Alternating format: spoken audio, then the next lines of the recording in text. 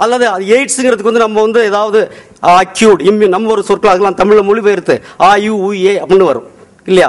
அதனால அதை அப்படி அவ்வாறே ஏற்றுக்கொள்வது என்ன தவறு அப்படிங்கிறதாக என்னுடைய கேள்வி.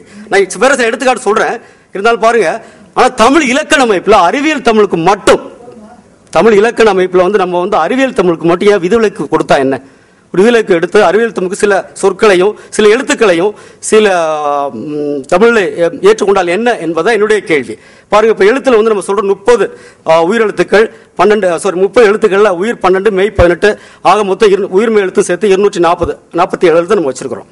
இதுல வந்து பாத்தீங்கன்னு சொன்னா இதுல வந்து இந்த 247 எழுத்துலயும் நம்ம அறிவியல முழுக்க அந்த ஒழிப்பின்படியே உச்சரித்து சொல்ல முடியாது அப்படிங்கறத என்னுடைய 15 ஆண்டு கால ஆராய்ச்சியினுடைய முடிவு. காரணம், நம்ம வந்து கிரந்த எழுத்தாகிய ஷா ஷா ஜா ஸ்ரீன் சேர்த்து 6 எழுத்தை அதை அறிவியல் தமிழுக்கு மட்டும் ஏற்றுக்கொண்டு தான் ஆகணும். ஐயா சொன்ன மாதிரி சட்டமா நம்ம ஏற்றாதான் நமக்கு வந்து முழு பொருள் அதனால சொல்ல முடியும். அதை ஒன்று கருத்து நான் சொல்றேன் வந்து இதை வந்து ஏற்கக்கூடாது அப்படின்னு சொல்லி சில தமிழறிஞர்கள் சொல்றாங்க. நம்ம வந்து முழுக்க தமிழ்ல தான் சொல்லணும் அப்படிங்கிறாங்க. இப்ப பாஸ்பரஸ் பாஸ்கரன் அப்படி வந்து பாசுகரன் எழுதலாம் அப்படிங்கிறாங்க.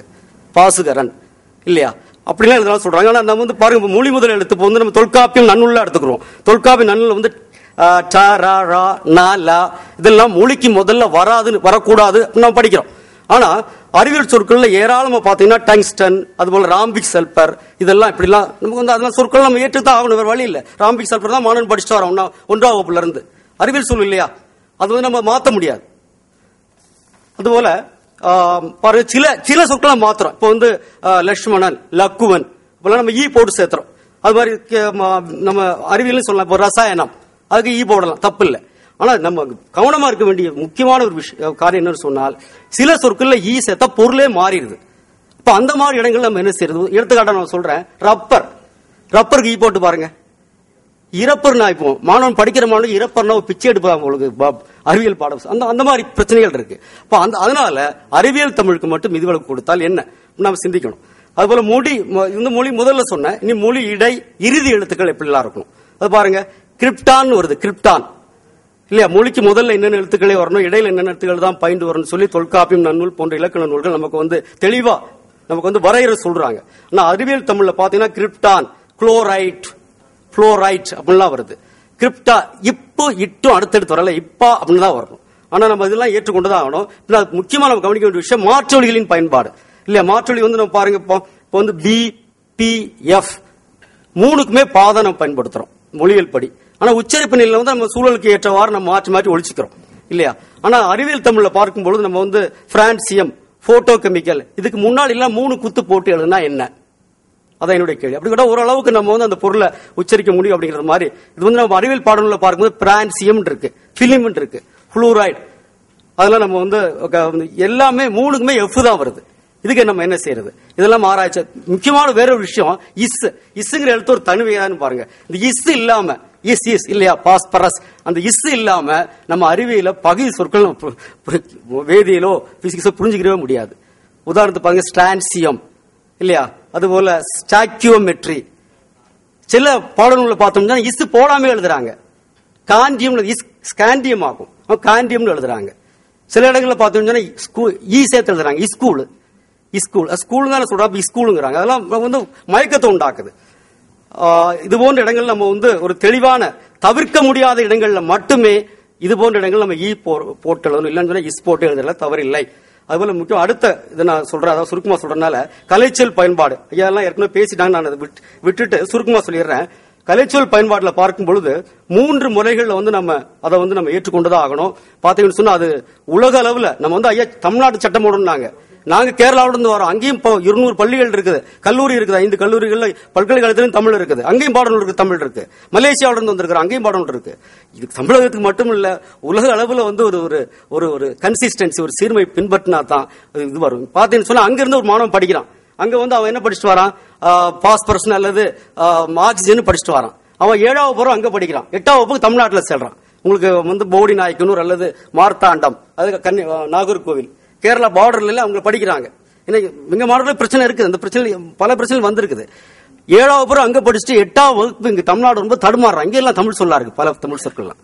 அதனால உலகம் சட்டம் ஏற்றும் பொழுது அந்த குழு அமைத்து அந்த குழு உலகம் முழுவதும் உள்ள தமிழ் பாடநூல்களில் அல்லது தமிழ் இலக்கிய தமிழ் அறிவியல் நூல்களில் ஒன்றுபோல் பயன்படுத்துவதற்கு நாம் முயற்சி செய்ய வேண்டும் என்பது என்னுடைய வேண்டுகோள். இந்த கலைச்சொற்களை ஏற்றுக்கொள்ளும் பொழுது 3 நிலைகளை நாம் ஏற்றுக்கொள்ள வேண்டும். 1 ஒலிபெயர்ப்பு, 2 மொழிபெயர்ப்பு, 3 புதுசொல் படைப்பு. ஒலிபெயர்ப்பு நம்ம இதெல்லாம் ஒலிபெயர்த்தா நம்ம கட்டாயம் பயன்படுத்தி ஆகணும். நான் 10 எழுதியிருக்கிறேன் பாருங்க. உலக பொது கலைச்சொற்கள் இதெல்லாம் நம்ம ஒலிபெயர்த்தா ஆகணும். புரோட்டான், எலக்ட்ரான், நியூட்ரான் அப்படியே ஏற்றுக்கிற வேண்டிய வழியே இல்லை. வழக்கில் அறிமுகமான பிறமொழி சொற்கள் சிமெண்ட் இதெல்லாம் வழக்கில் அறிமுகமாகி போச்சு. காரைன்னு பயன்படுத்தி காரியம் இல்ல, சிமெண்ட் அறிமுகமாகி போச்சு, ஏற்றுக்கொண்டு ஆகணும். அதுபோல அறிவியலான பெயர்கள் ஜான் டால்டன், ஜான். அதுபோல சமன்பாடுகள் NOH, NaC, அளவுகள் கிலோமீட்டர் ஐயா பேசினாங்க. நினைவு பெயர்கள் அமெரிக்கம், யுரேனியம், குறியீடுகள், அதுபோல சுருக்க குறியீடுகள் சென்டிமீட்டர், மில்லிமீட்டர் எல்லாம் ஏற்றுக்கொண்டு ஆகணும். அதுபோல மொழிபெயர்ப்பு செய்ய வேண்டிய மொழிபெயர்ப்பு செய்யலாம். பாருங்க, உதாரணத்துக்கு பாருங்க, பயோகெமிஸ்ட்ரி உயிர், கெமிஸ்ட்ரி வேதியியல் மொழிபெயர்த்து பயன்படுத்தலாம். அதுபோல அதுக்கு நேருக்கு நேர் மொழிபெயர்ப்பு, இணைப்பு மொழிபெயர்ப்பு பாருங்க. ப்ளூ விட்ரியோல்ங்கிறாங்க, நம்ம நீல விட்ரியோல்னு சொல்றதுனால இருக்கு, பரவாயில்ல. ஏன்னா நான் கேரள பாடநூல் தமிழ் பாடநூல்ல நாங்க இருக்கிறோம் பாருங்க. அங்க ஆங்கிலத்துல மலையாளத்திலையும் ஆங்கிலத்திலும் முதல்ல பாடநூல் எழுதுவாங்க, ரெண்டாவது எங்கிட்ட வரும் தமிழ்ல கொடுத்துருவாங்க. இதை நீங்க அறிவியல் பாடங்கள்லாம் தமிழ்ல மொழிபெயர்த்து கொடுத்துருங்க அப்படின்னு. அப்பதான் எங்களுக்கு பெரிய பிரச்சனை இது. இப்ப நான் பல சொற்களை ஆலோசால தமிழ்நாடு நூலை பார்க்கும்பொழுது பல பிரச்சனை இங்கேயே தப்பா இருக்கு. ஒரே ஒரு எடுத்துக்காட்டு சொல்றேன் பாருங்க. ஒரு ஆங்கில பாடநூல்ல 8ஆம் வகுப்பு பாடத்துல 3 ஆண்டுகளுக்கு முன்னாடி உள்ள ஒரு பிரச்சனையாக்குது. The masses of an atom is so small, even a best weighing machine or the most sensitive balance cannot record it. நான் சுருக்கமா அந்த வேர்டை மட்டும் எடுத்துக்கிறேன். அதுல மோஸ்ட் சென்சிட்டிவ் பேலன்ஸ் கெமிஸ்ட்ரியில வர்றதாகும். மோஸ்ட் சென்சிட்டிவ் பேலன்ஸ் அர்த்தம் என்ன? மோஸ்ட் தனித்தனியா எடுத்து பாருங்க. Most sensitive balance. இந்த மோஸ்ட் எப்படி அந்த பாடம் 8ஆம் வகுப்பு பாடநூல்ல மொழிபெயர்த்து கிட்டத்தட்ட 5 ஆண்டுகள் படிக்கப்பட்ட ஒரு பாடநூல் ஆகும். வேதியியல் பாடநூல்ல நம்ம தமிழை மட்டும் தான் பேசிட்டு இருக்கோம். வேதியியல், இயற்பியல் போன்ற தமிழ் பாடநூல் நம்ம பார்க்கணும். மோஸ்ட் சென்சிட்டிவ் பேலன்ஸ் ஐயா எப்படி மொழிபெயர்க்கலாம்? மோஸ்ட் சென்சிட்டிவ் பேலன்ஸ் அதாவது எப்படி மொழிபெயர்த்தாங்க அப்படின்னா, மோஸ்ட் மிகுந்த, சென்சிட்டிவ் உணர்ச்சி பாடநூல் இருக்கு, பேலன்ஸ் தராசு, உணர்ச்சி மிகுந்த தராசை பயன்படுத்தி இந்த அளவை பயன்படுத்த வேண்டும். பிசிக்கல் பேலன்ஸ் நல்ல சொல்றதுக்கு நம்மகிட்ட நுட்பமான தராசு இல்லையா? அழகா இருக்கு நுட்பமான தராசு. நுட்பமான தராசுன்னு அதை மொழிபெயர்த்திருக்கணும். அதான் மொழிபெயர்க்காம விட்டுருக்காங்க. அது மாதிரி வேற ஒரு பிரச்சனை பாருங்க. இப்ப இவருக்கு கிரிக்கெட்ல நம்ம அடிக்கடி ஞாபகம் வருது இல்லையா? ஒரு சாப்டரோட தலைப்பாக்குது, நான் என்னுடைய ஆய்வுல வந்ததாகுது. அதாவது இந்த mineral wealth versus world population, India versus Pakistan அப்படின்னு கிரிக்கெட்ல பாக்குறோம் நம்ம.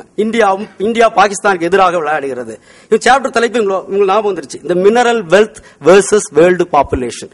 அதாவது இது எப்படி மொழிபெயர்த்திருக்காங்கன்னா, உலக மக்கள் தொகைக்கு எதிராக தாது செல்வங்கள் அமைகின்றன.